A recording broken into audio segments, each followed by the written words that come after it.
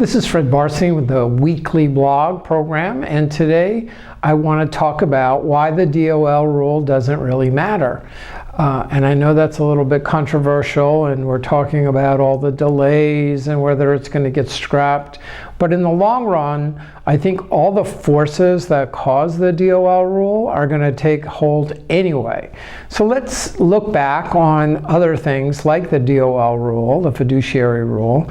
Let's look at Y2K. And if you remember, at the end of the millennium, everybody thought that with all the old programming and systems, that when the clock turned to 2000, the world was going to end, and people weren't going to be able to access accounts. Well, it ended up that the world did not end, but we did have a massive investment in technology, which led to the .com and the internet and a much, much more connected world. 2012, we saw 408B2 and 404A5 fee disclosure for plan sponsors and participants, and everybody thought that was going to be the end of the world, and record keepers were gearing up and hiring massive amounts of people in their call center because they thought participants were going to be calling, and plan sponsors would just change en masse their record keepers and their advisors. Well, it was really pretty much a non-event, but on the other hand, it accelerated and really validated the whole move to fee disclosure and transparency and getting rid of hidden fees.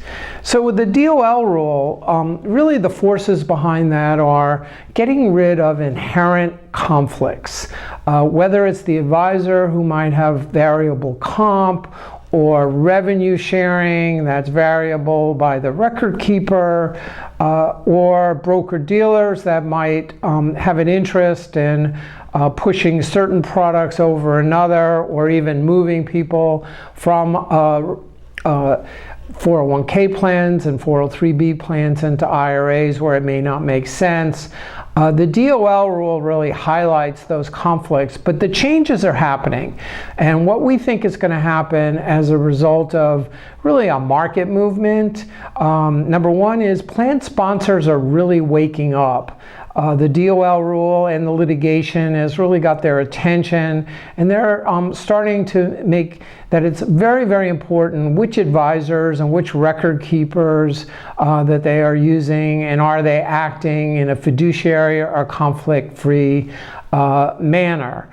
We're also seeing some advisors we think will get out of the market because they just don't want to act as a fiduciary, and it's just 401k and 403b plans aren't really a focus for them. But we'll also see more advisors see an opportunity in the market, and we're going to see more training, more credentials, more advisors acting in that fiduciary capacity, and really some of the enlightened broker-dealers that are pushing that move a little bit more. So on the IRA side, I think that's going to have some significant repercussions, and we're really not sure long-term how this DOL fiduciary rule will affect them. But for DC plans, we might see more money staying inside the plan because it might be a little bit more difficult to justify moving it to an IRA.